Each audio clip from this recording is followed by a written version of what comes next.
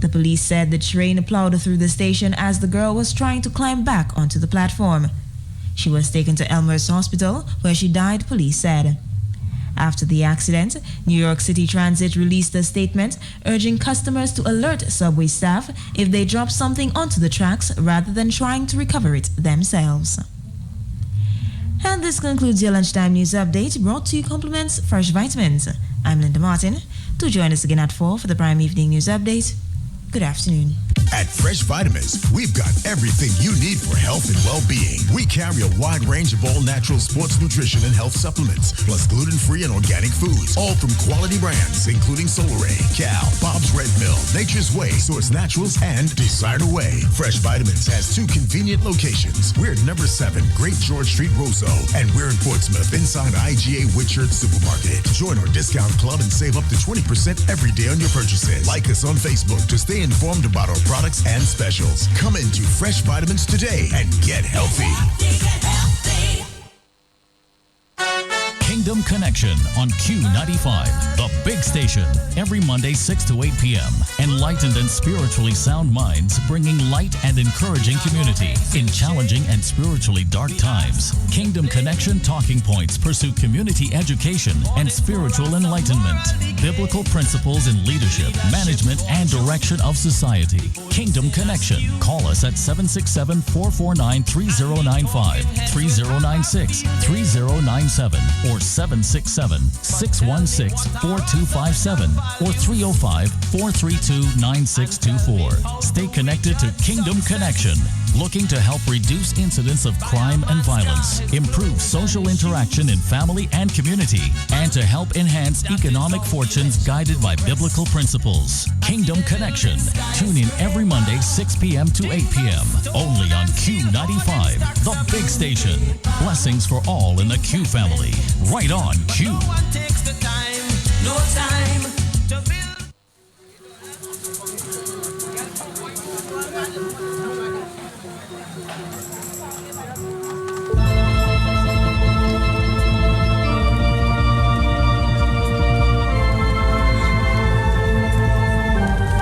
This is Talk on the Block. Good afternoon.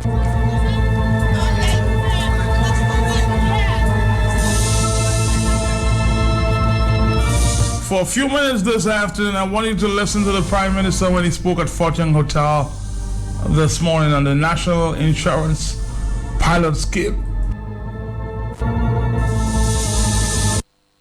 Thank you very much, Financial Secretary, the chairperson, for this morning's function.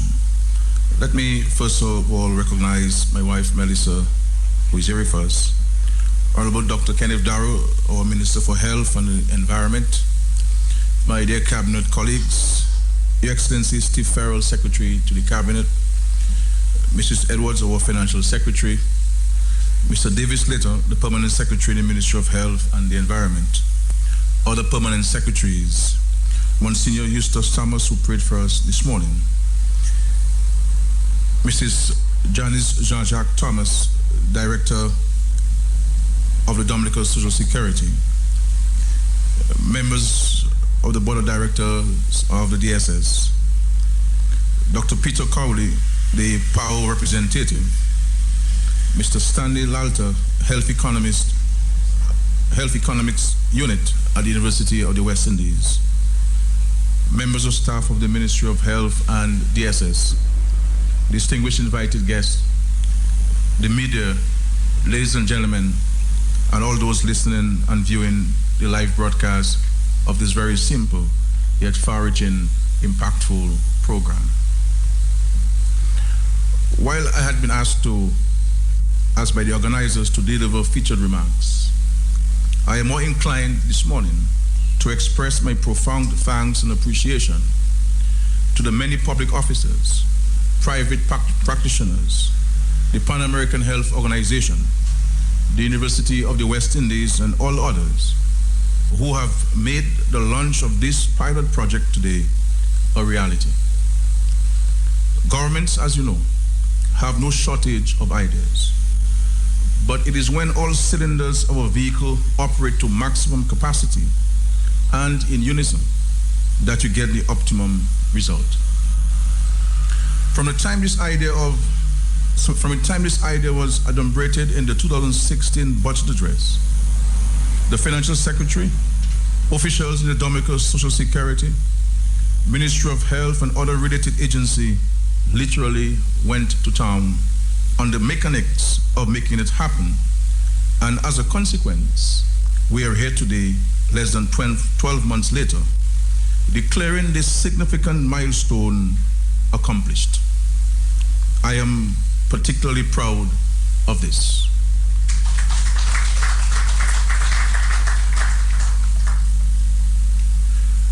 I am happy for the impact this initiative will have on the targeted population. Sometimes we speak to issues, not understanding the life-saving effect they have on individuals. Ever since this concept was outlined, I have been inundated with calls and requests from single mothers across the island, inquiring of its commencement date and whether in fact it will be implemented during the period of vulnerability and need. Indeed, this initiative was born from a recognition of the day-to-day experiences of some in our midst who find themselves in circumstances not all of their doing or creation. Speaking from public platforms, in Parliament, and on radio stations is the glamorous and easy part of a politician's function. It would do some well, however, to sit for hours and listen as ordinary people speak to their realities in life and the challenges that beset them. Some people speak disparagingly of the public support program or the so-called Red Clinic. But I say to you this morning, there is nothing more numbing and energy draining than to hear the cries of people and not have the wherewithal to solve their problems in a timely fashion. That is one of the reasons I first floated the idea of this National Health Insurance pilot program to the Cabinet and ultimately included it in my budget address last year. We have as a nation to find ways of helping those in need and those who cannot always help themselves. It is in our direct consultations with the ordinary people of Dominica that this NHI pilot was born. Single parenting is not ideal or recommended, but it is a reality in Dominica and other parts of the region and the world. We can point fingers of blame from now until eternity. The reality is that as a caring society, we have to make provision for those who have genuine difficulties coping with the pressures of life.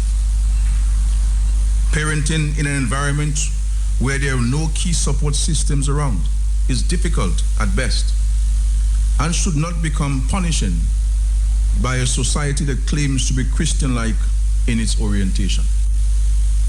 That is why I believe we should all be particularly proud of this singular achievement this morning, because it says to all and sundry that Dominica is still the Dominica that we knew, that we love, and that we cherish.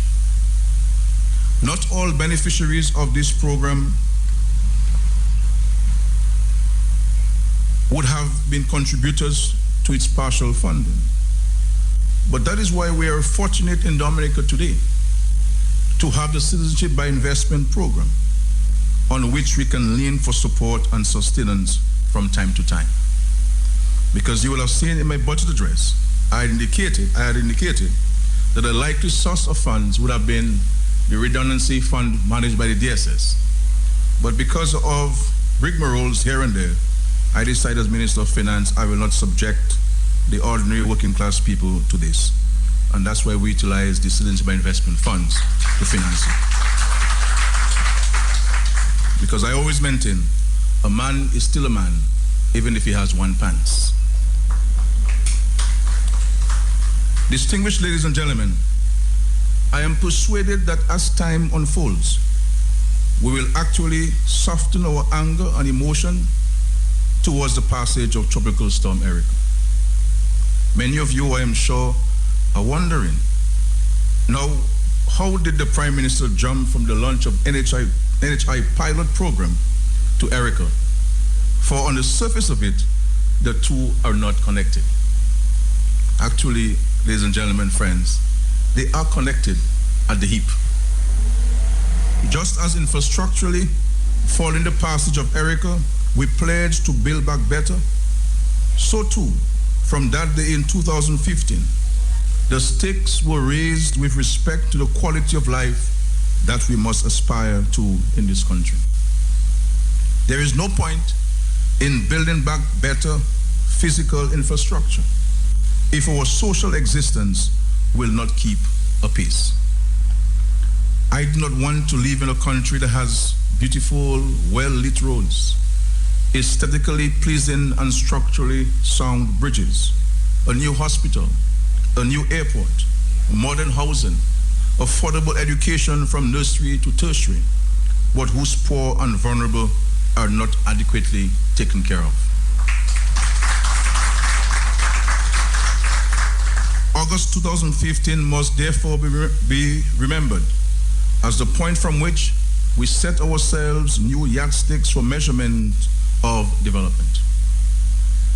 When we spoke a few years ago back about taking Dominica to the next level, the launch of this pilot project today is the type of venture we were talking about. The soon to be opened and accessed West Bridge is a quality of craftsmanship we were talking about. The multi-purpose indoor sporting facility to be constructed at Stock Farm with the inclusion of an Olympic swimming pool accessible by the public is the kind of advancement and innovation we were talking about. The modern state-of-the-art hospital under construction at Goodwill is precisely the type of project to which we made reference. In other words, ladies and gentlemen, the pace might have been slowed by the occurrence of several events beyond our control. But rest assured that the commitment to modernizing and developing this nation of ours remains steadfast. I started this presentation by thanking the public officers who ran with the idea of helping young mothers as part of the gradual introduction of a national health insurance plan for Dominica. We set ourselves early 2017 for commencement, and all concerned pooled their weight towards making it happen. This is the type of synergy that is required to optimize output in the public service and minimize the level of apathy and cynicism that has impacted some members of the public who believe that the wheels of government turn too slowly. We all speak loudly about our disappointments and dissatisfactions from time to time. But on this occasion, I think we need to ask the public officers involved to take the salute for their timely delivery of this program. This is the end product of true team spirit and team workmanship. It is why I have reason just last week to remind listeners of the fact that I too was a public officer. I know and understand the nuances associated with working in the government service, and that generally it is more a labor of love than labor for reward. We have a cadre and a caliber of public officers in Dominica, of which we can be proud. The dedication and hard work that fueled the coming into being of this project is in just a few months must be replicated across the service if we are to achieve the goals we have set ourselves as a nation by 2020. I am aware that there will be situations and circumstances where the administrative and implementation arms of government will find themselves at different ends of a discussion. But on this occasion, I think we need to ask the public officers involved to take the salute for their timely delivery of this program. We set ourselves early 2017 for commencement, and all concerned pooled their weight towards making it happen. This is the type of venture we were talking about. But never are we to forget that the service to country and our fellow men is the ultimate goal and indeed, obligation of all. The resources of government, need I remind you, are limited. Therefore, if we're to achieve our goal to creating a fair and just society, we must ensure that the interests of all are taken into consideration and that needs are at all times placed ahead of wants. In this regard, I am looking forward to the soon-to-be convened forum at which we sit as stakeholders in national development and become sensitized to and appreciative of the realities of funding the ambitious forward thrust in development that we have set ourselves as a nation. Building back better must not only be a catchphrase or popular slogan, it must be a creed. Building back better will require sacrifice and enormous effort. It must involve the inclusion of traditionally marginalized sections of our community. That is why it is important, I believe, for all to become familiar with and understand the size of the national cake that is to be shared among 70,000 inhabitants. We have as a nation to acknowledge who needs help right away and who can hold strain a little longer. What each person is doing is important. The plight of each individual must be of interest and concern to us all. Therefore, it is imperative that programs such as the National Health Insurance Pilot Initiative, which is being launched here today, be accommodated in the overall scheme of things. Some persons may believe that their interest or their charge is of greater importance or urgency than others' plight. But that is where common sense and good judgment comes in. That is where government has to reflect on all contending views and ideas and do right by all. I look forward to a very open and candid discussion on April 24th on the path forward for Dominica. I approach the discussion with a very open mind and with no preconceived ideas. What I would say, nonetheless, is that I am committed to ensuring that the social gains we have made as a people over the years are not eroded in the quest by some to score egotistical victories. What is the point, I ask of you personally, doing better if your pregnant sister is unable to access quality and affordable health care?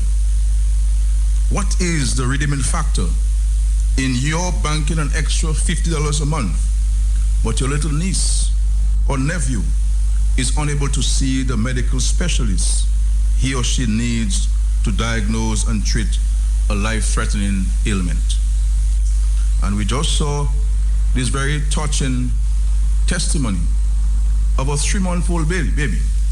Had it not been for the National Health Insurance Scheme and the compassionate nature of this government, what would happen to this little baby?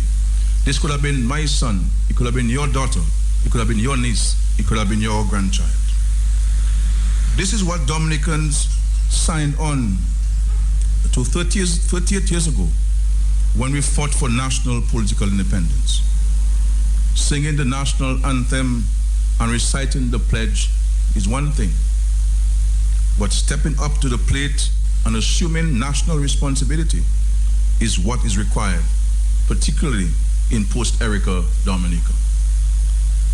So I love beauty, I love splendor is fine, but what about your own personal and national responsibility? The national conversation we need to have is how do we allocate and distribute resources to touch and impact the lives of all. Every Dominican is deserving of and entitled to a share of the national cake. And that is what should and must influence our thoughts, actions, and utterances going forward in this country. So I'm delighted this morning to officiate at the launch of this NHI pilot program. Previous speakers have outlined the structure, scope, and operation of the program. I want to say, as Prime Minister and Minister of Finance, that I am committed to the functioning and longevity of this initiative. I believe that generations to come will thank us for the sacrifice each of us is making to facilitate the coming on stream of this very worthy venture. The commencement of this program is possible today because as a government, we had to defer another venture that could easily have utilized the funding earmarked for this program. There will always be desire, but we have as a nation to balance this with fairness and reason. The potential beneficiaries of this initiative are deserving of the ease and opportunity that this measure will bring, and I am happy that it can be made available to them in the year 2017.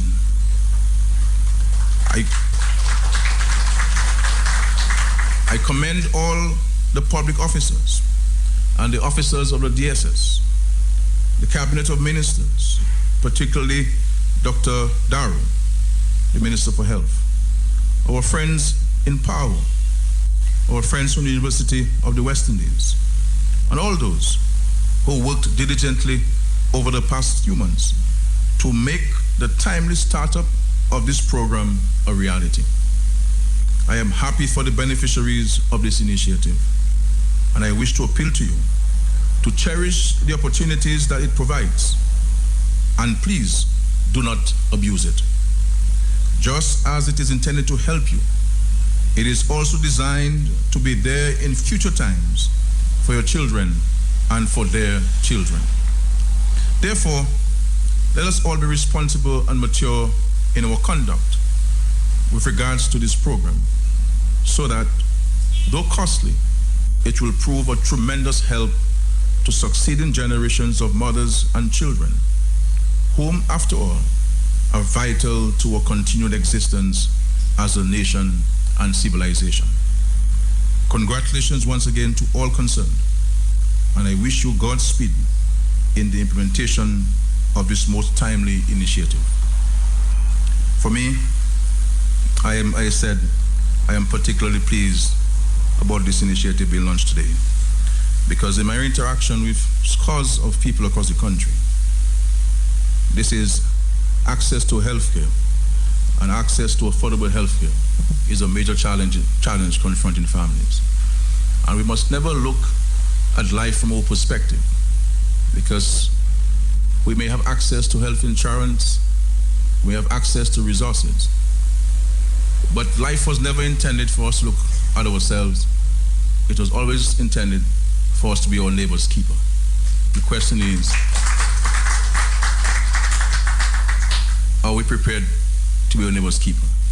We're in the Easter period when a perfect being was crucified.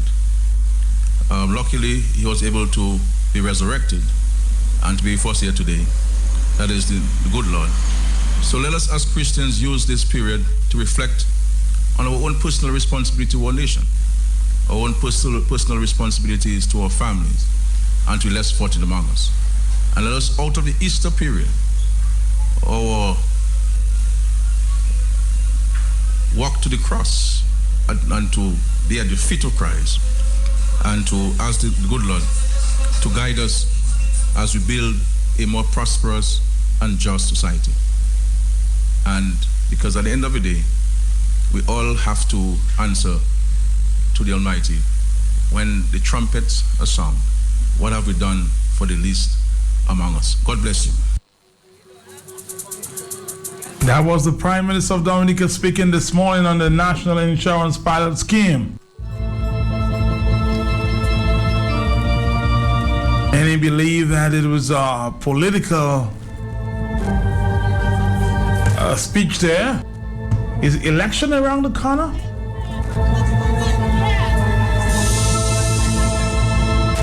It appears that all the issues have gone away.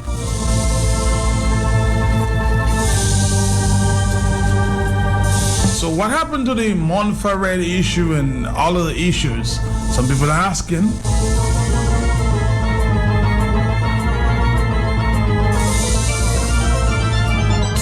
Is that just a plot to sweep things under the carpet?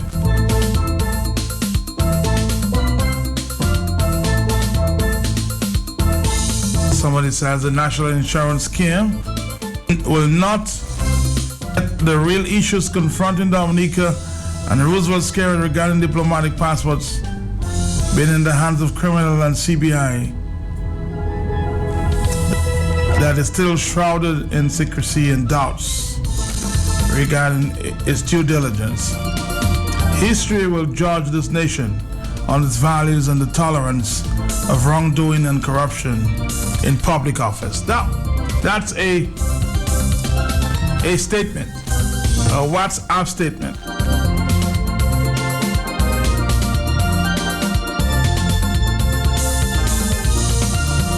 Then the question will be, should you just sweep this national insurance scheme or pilot scheme under the carpet?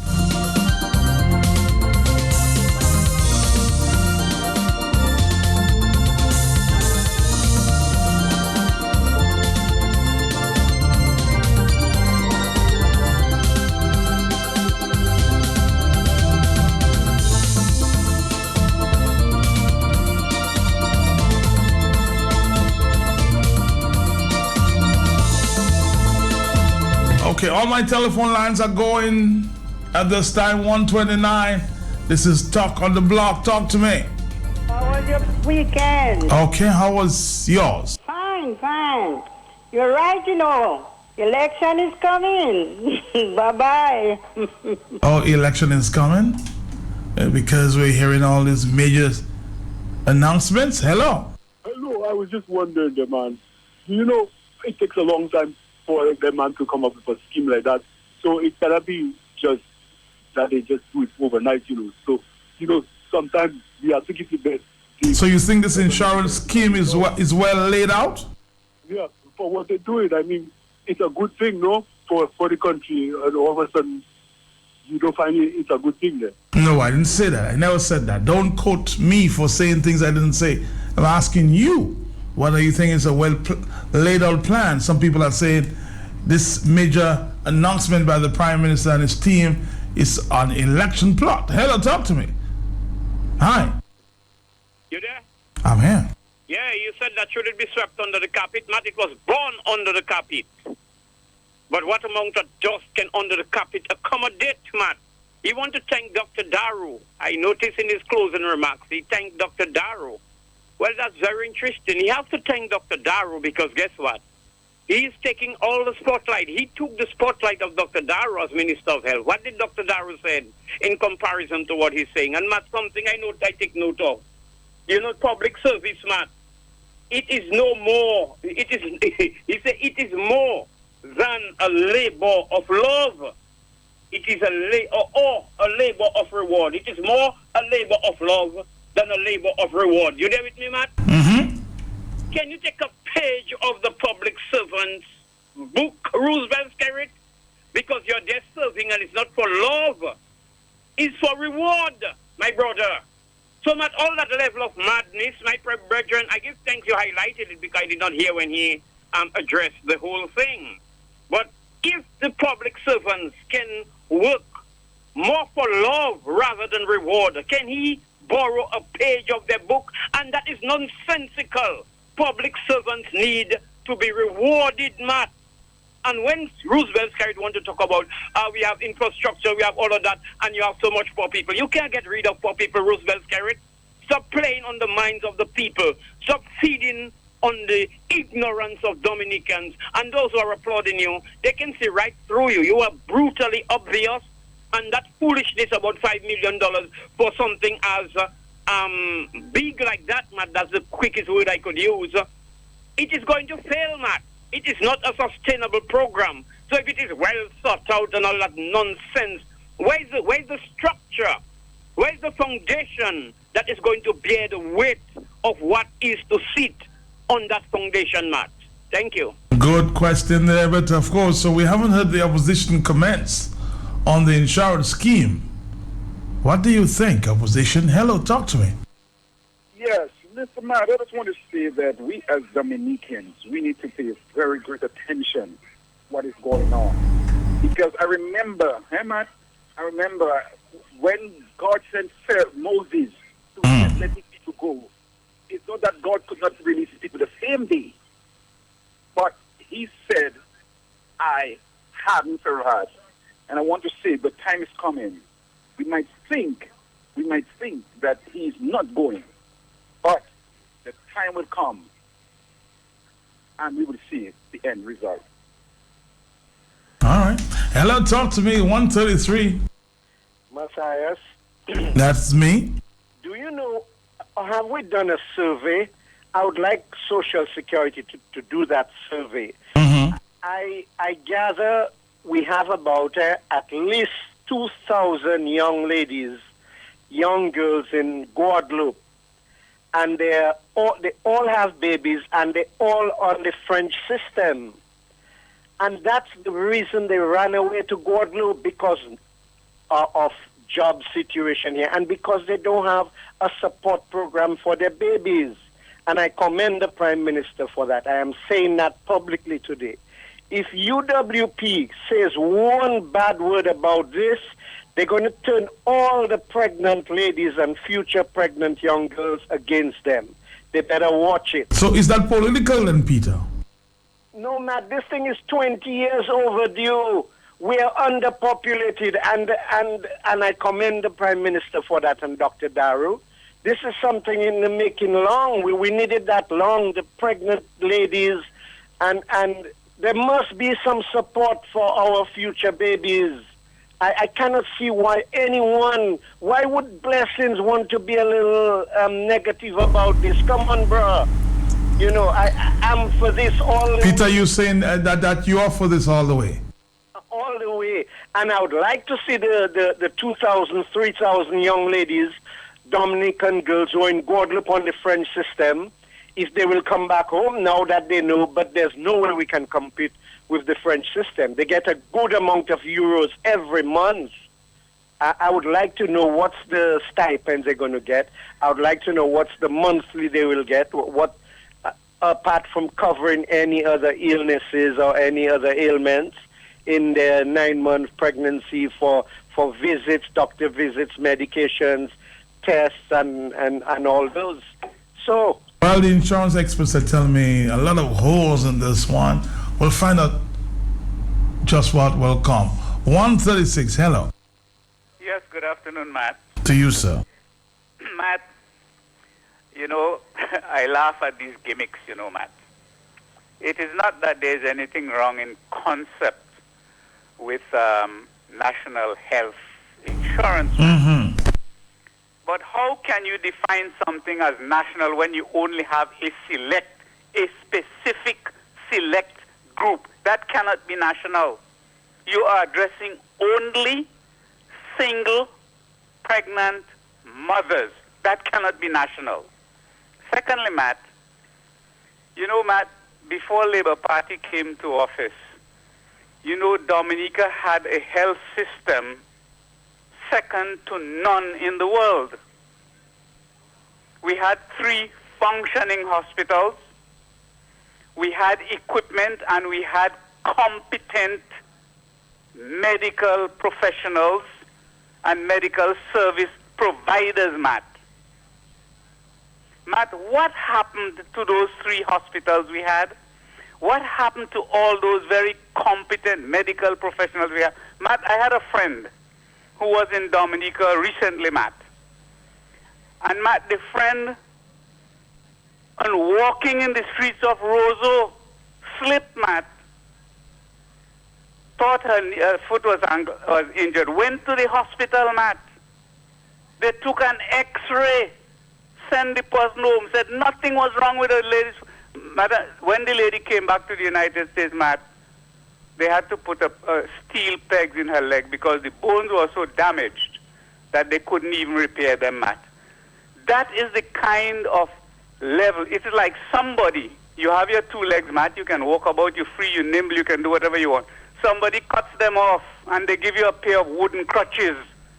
And now they want you to be eternally grateful for them for a pair of wooden crutches that has now restricted. It now restricts your movement.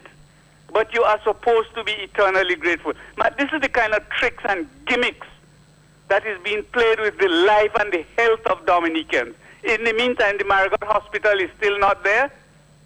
Portsmouth Hospital is more or less like a, like a health center, even worse than that, Matt. What passes for Princess Margaret Hospital is a disgrace. So, Matt, please tell me, where are you going to, okay, so they have health insurance, Matt. Where are those services going to come from, Matt? Matt, this is the thing that we don't even have a pathologist in Dominica. Not even a pathologist. And this is the sort of disarray, dysfunctional government we have. And they tout in somebody from PAHO, somebody from UV. UV has just become like a middle school now. So what is the big deal? Matt, good afternoon, man. This thing is... Good afternoon. Good afternoon. Hello, 139. In principle, everybody seems to be agreeing that this is a good way forward. But have we handled it the right way? Hello.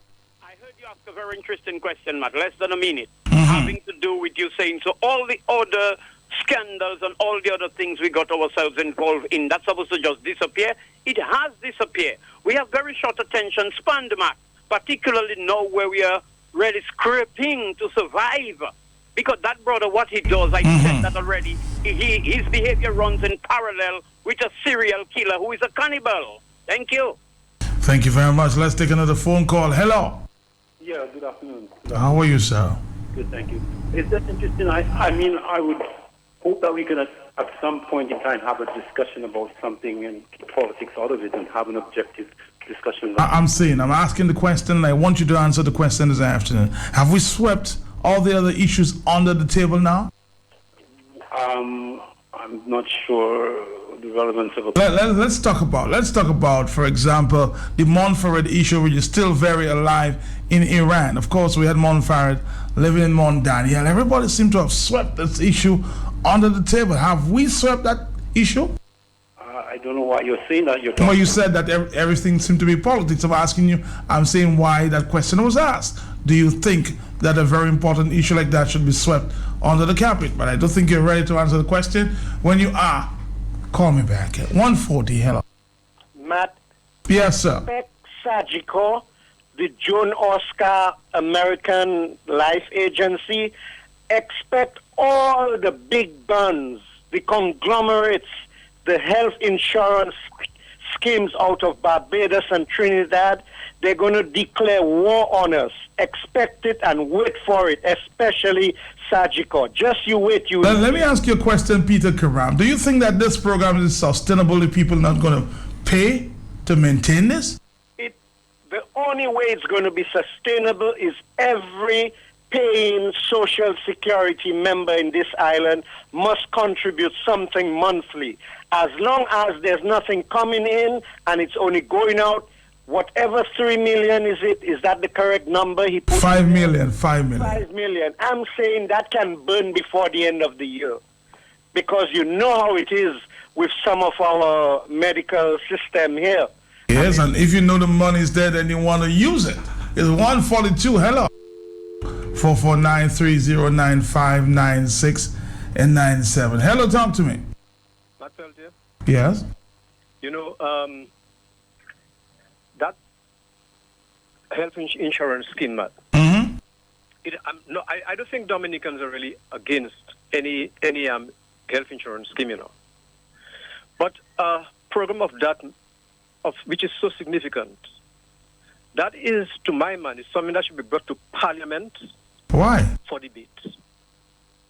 Because, you know, the government has one insurance personnel on their side, which is Senator Robbie Tong. Mm-hmm. It would be important for the nation to hear exactly what Senator Tong would have to say on that piece of legislation in Parliament. And with all those questions that are being asked now, I listened to your last call a while ago. All those things would need clarification in Parliament and questions to be asked and any amendments that will be made to it. But you don't just come. And the thing about it is that it sounds like it's the Prime Minister's program. It is his initiative. I mean, it should be the people's initiative. And to get information, and not any insurance program must have reinsurance. Any insurance program, whether life, medical, and health, there must be reinsurance to those programs. And a very significant question was asked a while ago. If Dominicans are not contributing to it, what is the sustainability of that program? It's a very serious situation. But these are very serious questions as well. Let's take another phone call. Hello. Matt. I'm here. Good evening, Matt. Yes, sir. Matt, how can this be called an insurance program? Matt, an insurance program, Matt, you've got to be paying into something. This is going to be an assistance. And Matt, this is solely a political ploy. Matt, for 17 years, the Prime Minister has done nothing to grow the economy of this country. Everything that is introduced, Matt, is to catch a vote. And we can see it all over the board.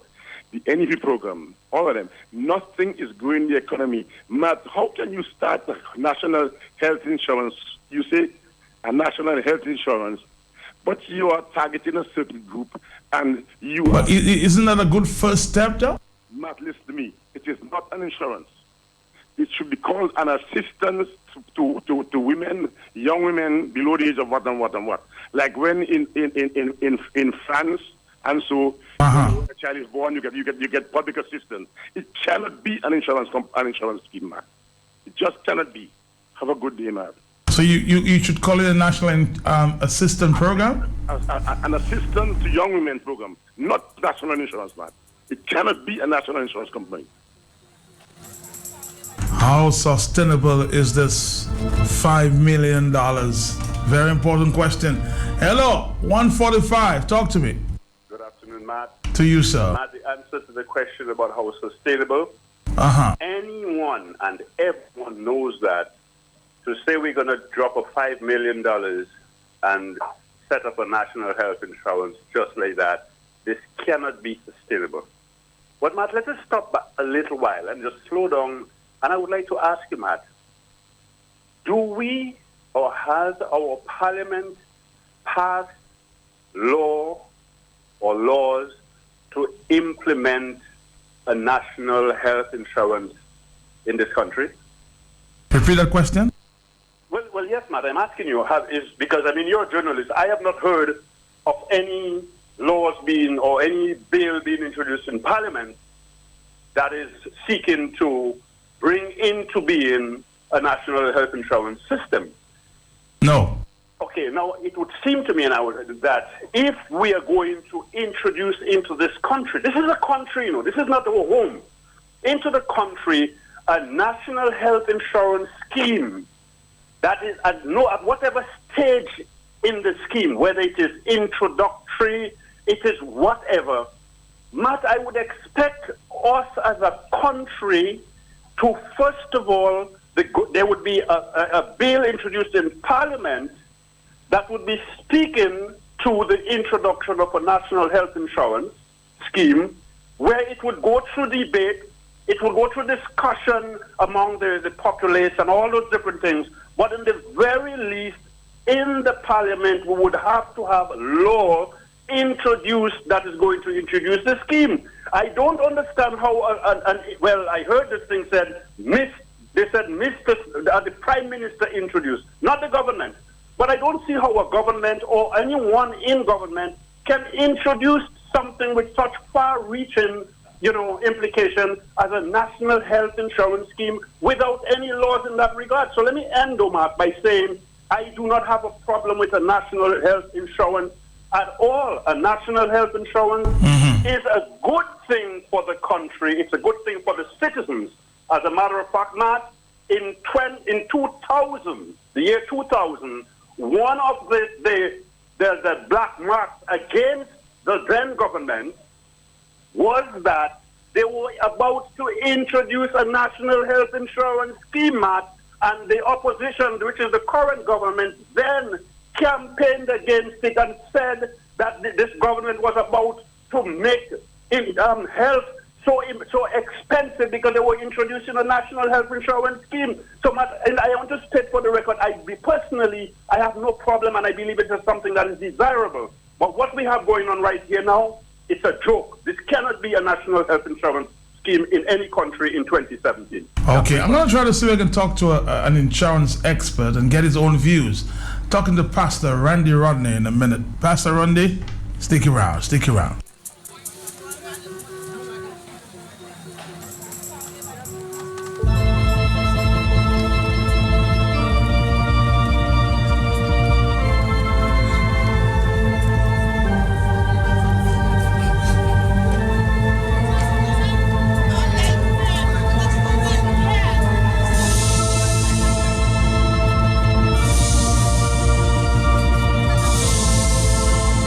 I don't profess to be an insurance expert, but I've been hearing some comments. Of course, talking to me at this time, we have a lot of other issues we'll explore in the morning, is Pastor Randy Rodney. He has a number of years experience with Sadrico as a manager there. Pastor Randy Rodney, good afternoon to you. How are you? Good afternoon, Matt. I'm doing very well, and I trust you're doing well as well. I try my very best. You have heard, of course, there's some questions. A big national health insurance scheme launched for young women and children below the age of 3. What is your comment at this time?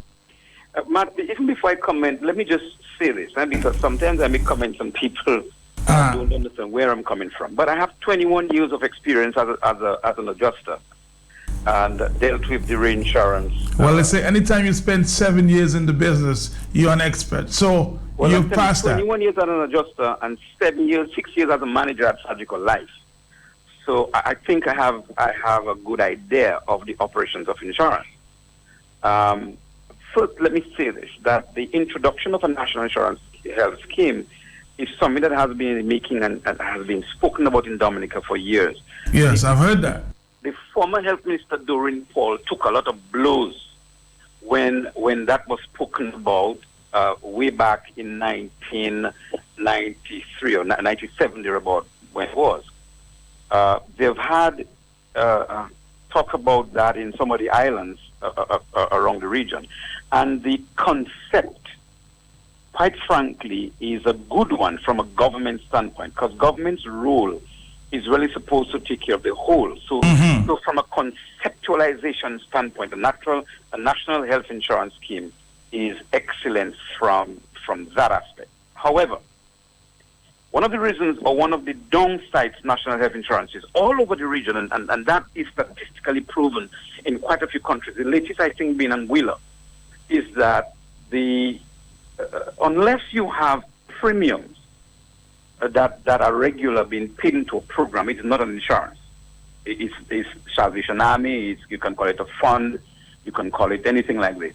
Unless you have regular premium payments, you have a reinsurance program, whether it's regionally or internationally, then it's really not insurance. It's a benefit scheme. And that is why, and I heard Peter Karam loud and clear, that's why insurance companies very often stand to say, hey, if you want to run an insurance scheme, run an insurance scheme. If you want to run a scheme where you give people stuff, then that's something totally different. An insurance scheme, there must be certain things that are attached to it. Now, there are questions to be answered, and I didn't hear either from the minister, I didn't hear the full text of the minister's comment, nor the Prime Minister. However, the idea of throwing $5 million into a bag and deciding that it is going to be used for a certain sector can be considered something in the wind, except there's an actual report to say that, well, we have X number of people who get pregnant, their cost is going to be X amount within a certain period of time. And even when you have that, the question must be asked, when that fund is depleted in terms of the claims, how does it get reimbursed?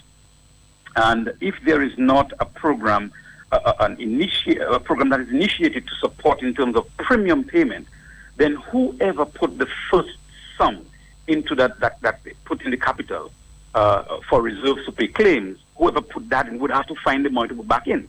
Because if there is not premiums coming and there's not a decision to say, okay, that's the loss ratio and that's the premium income, then it's going to be something that you have for a year or 2 years or for 200 people or 2,000 people, and it's going to die. Okay? So there are questions to be answered about that. Now, notwithstanding that, Matt, the underlying issue in this thing, which is the question that some people ask without even looking at the facts, are these. One, if you don't have premiums coming from the people who are going to benefit from it, then who's going to pay it? And even if it's through Social Security, the professionals of Social Security, I'm sure, would have to have somebody answer the question as to when that fund is depleted, then what? How soon will that fund be depleted? How many expectant mothers could be sustained on $5 billion for how long? And what is the max in terms of the expense? You might have a woman, for example, who is entitled to X amount of benefits. I do not know what was the band, okay, as to somebody experiencing complications, for example, in pregnancy. The complications run up to $200,000. Yes, I heard that they'll be reimbursed 80%, and the person will be entitled to pay 20%. And if the person cannot pay, the person will take a loan, I've been told. Yeah, but that's a joke. That hasn't been properly conceived.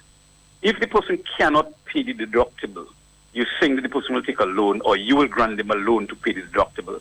That does not exist in real insurance terms, man. It does not exist. In real insurance terms, your deductible is settled up front before you get your claim amount, right? It's deducted from your claim amount, or you pay it up front before your claim amount is settled. So that in itself has not been conceptualized properly. And I'm saying that there are professionals at the DSS who should give proper advice in that regard. Because if it's going to accept, DSS is going to be the insurance and the reinsurance. If DSS is going to be the insurance and the reinsurance, all well and good. It means that all the losses will be borne by DSS. But don't you forget that DSS is a quasi-government institution. So if all the losses are going to be borne by DSS, then in essence, all the losses are going to have to be borne by government. Now, my understanding is government is not even always meeting its obligations as far as DSS deductions are concerned. That is putting DSS in further trouble. I know once upon a time there was a whole hoopla about DSS and the investments and the funds they have, and they would not be able to pay. That's one of the reasons why premiums were increased or are being increased over the last few years. Matt, you know that, right? Retirement age has gone up, and the contributions from employers have also gone up because it needs to sustain the payment. Now, when you load that on DSS, there must be questions and so on. I don't have the answers. I'm sure the Prime Minister does, or maybe the Minister of Health does. I don't have the answers to that. They need to answer to the public as to where will those funds come from. Or maybe the Director of DSS, Mrs. Jean-Jacques, or one of them will have those answers. The important thing to understand is insurance cannot run like a susu. It can't run like a shop, Matt. Somebody has to underwrite the expense, and there must be analysis done in terms of the claims, the projected claims versus the projected income that comes from that particular program. And there's no politics about that. It's just how the way insurances are run. And like I said, that is one of the difficulties that governments in the region have had in the introduction of National Health Insurance Scheme. Like I said, the latest being Anguilla. In fact, I know in one of the countries, what they're doing is that they are contracting some of the companies to provide the insurance at a certain premium rate, right? Now, people are also aware of what's happening with Obamacare, right? How the premiums have in certain places go up 125%. We have to look at this thing well. This national insurance business is not something that can be implemented by a snap of the finger, man. It cannot be implemented. So we have to ask a number of important questions. Not just ask. The people who are implementing it must be upfront with the information. because there are some people who are on the ground who understand how insurance works and who know that it cannot work by you just putting $5 million like this. It is not something that you can just put in, right, like this. When for example, Windward Island Crop Insurance was formed, one of the reasons why it was demanded by the reinsurers that it must be its own company is that they said it must not be run as though it's a little club or something where you give people help. One must balance the other. Premium income must balance projected claims. If you don't have that, along with the investments in and between there, if you don't have that, then you're certainly out for difficulty in terms of foreign insurance scheme. So those are the things that... Very important question. That's the insurance expert. See what I was talking about? A lot of questions. He has 21 years insurance. Our experience in the business. Is anybody asking a question? More questions will come up. Believe me, it's 1 minute before 2. There are more issues. We'll see if we can cover some tomorrow. Tomorrow morning on the hot seat.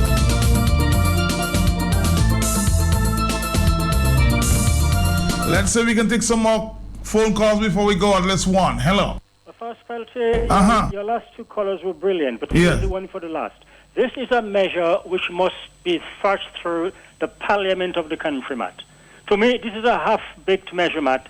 It's nothing more, Matt, than a diversionary tactic, Matt, to divert the conversation from the Montforret issue and the sale of diplomatic passports issue to health, Matt. And it seems to me that Skerrit is succeeding in doing that, because for the next month or so, we will be wasting our time talking about that particular issue. And we have to go at this time, believe me. 2 o'clock. Digital hour coming up.